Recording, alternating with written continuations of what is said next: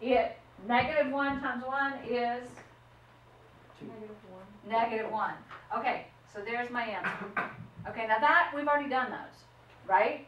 So the only thing that you did different is you took it with the exponents being a fraction and you change it to roots.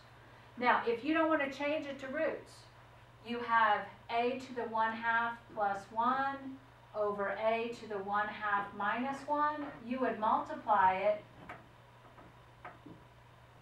by that, which is, this is the conjugate of that. So, again, on the top, I could do that. On the bottom, when I multiply those two things together, I get 1/2 plus 1/2, which is just 1. So, that, like that. Okay? You can do it either way. You with me? Okay, let's do another one.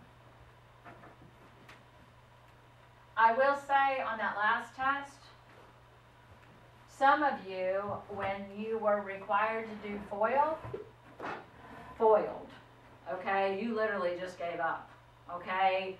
You have to learn how to do FOIL. There's no opportunity. You have to have it in geometry. You have to have it in pre-cal. So you might as well go ahead and learn how to do it, okay? What about this one? I'm looking for a good one to do. That one's kind of an easy one, so let's do this one.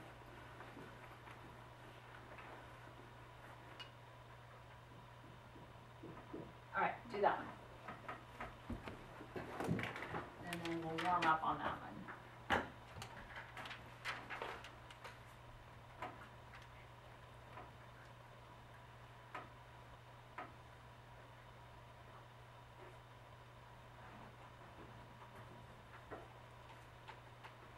Can I get some of that? Sure.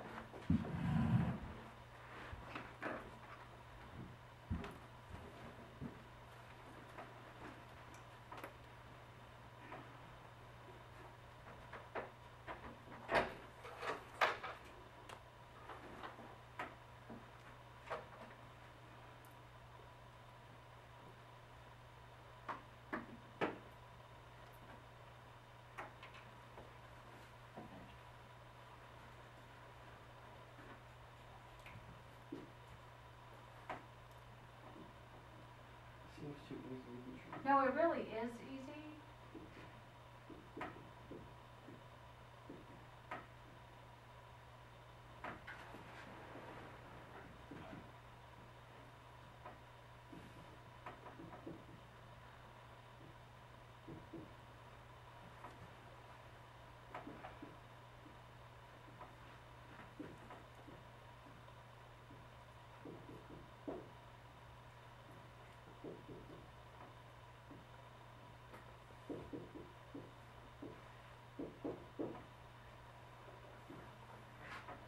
Either way.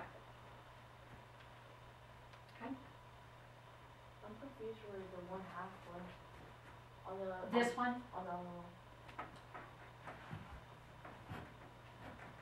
how I got rid of the 1/2? yeah. Because the 1/2 is the square root. Oh yeah, it's crazy. Okay, so I just changed it and made it square roots rather than exponents. Okay. Okay, I just altered the problem that way. And if you need to do that to do the problem, then that's great. Okay, next problem. Okay, now this one's a little bit harder. Same concept though, it's gonna look more hard. This actually looks pretty impressive when you go to do all these exponents as fractions and all that kind of stuff. So if you don't think so, just show it to one of your younger siblings.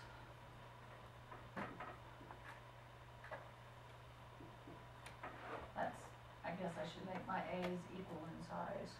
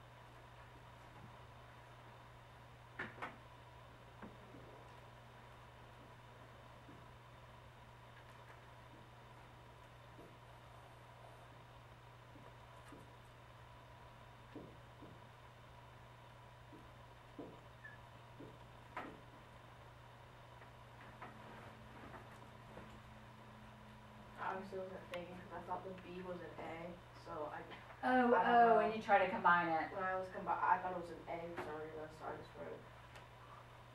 Do I need to put parentheses up top? You do need to have the parentheses on the top, okay? Because if you actually had to do this out, you would have to do distributed property on it. Okay. Okay, is that making sense to you guys? Yes. No. Okay, which way are you trying to do it? I don't know. I don't even really have a clue how to solve it. Okay. Well, which one? Okay, this is from the first half of the chapter. Probably Okay. not that one. Probably not this way? Okay, then what I'm doing over here is I recognize that this is a root. If I have an exponent fraction in the bottom, I know that I have a root on the bottom. So I must multiply it by its conjugate. That's the rule of how to get rid of it. Okay. Okay, so this is plus, this is the exact same thing, but it's minus. Okay. When I have that, all I have to do is multiply first and last, okay? So, but what I do to the bottom, I also have to do to the top. Okay. So, I can't really multiply that, so I just write it, Oh. okay? So this is A times that, this times this. Okay. On the bottom, when I do first, I have A to the 1/2 times A to the 1/2. If the base is the same, I just add the exponents. So what's a half plus a half? 1. So I have A. Oh. Okay, but I do the first, so I do those two. I do the last, so I do those two. Okay, so I do B to the 1/2 power times a negative B to the 1/2 power. So it's negative, that's where my minus came from, because a positive times a negative is a negative. But again, I have, base numbers are the same, I add the exponents, so I have B to the first power. Okay. Okay, the only thing I did here is I changed, every time I had a half, I knew it was the same thing as a square root. So I rewrote it using an A, and then there's my A. That translated over, this is the square root of A, this is the square root of B. Then I multiplied it times the conjugate, okay, which is this one. So understanding this matches this, but one's written with exponents, one's written with roots, Okay. but it's the exact same answer. Okay? That one kind of similar to what we've been doing. It is absolutely similar to what we've been doing the first half of this chapter. Okay. Okay, the only thing that's different is you have to take it from fraction exponents and put it in the root form. That's the only thing new that we've added to it. Okay? I think what I'm going to do to keep from, we're not going to go on to the next section. Oh, man. So I am going to, the next section to me is easier than this, and we'll hit that tomorrow. We're actually going to use this stuff in equations, and we're going to work on solving for an unknown. So then you're kind of back to what you're used to algebra-wise. Okay, so all of a sudden I think you're going to go, oh man, this is so much easier than what we've been doing. Okay, so what I'm going to do, you've got about 35 minutes. I'm going to go ahead and give you your homework. It is Wednesday night, so hopefully you guys can have the opportunity to ask me questions if you need to ask me questions and get the majority of your homework done. Okay? Did y'all started back to Wednesday? Do I? Did y'all start back with Wednesday? Yes, we actually, we had used last Wednesday, but, everything else starts back tonight. Okay, so page 300, now you'll notice it's the same page that your homework was on before, but you did the first part of this section before, so we're gonna work on the second part of this section. Let's do 36 through 58 even. And don't hesitate, I mean, if you have questions, ask, that's what I'm here for. Okay, I'm gonna turn on the camera. You're gonna have to take that whole thing, that whole panel off to be able to address that.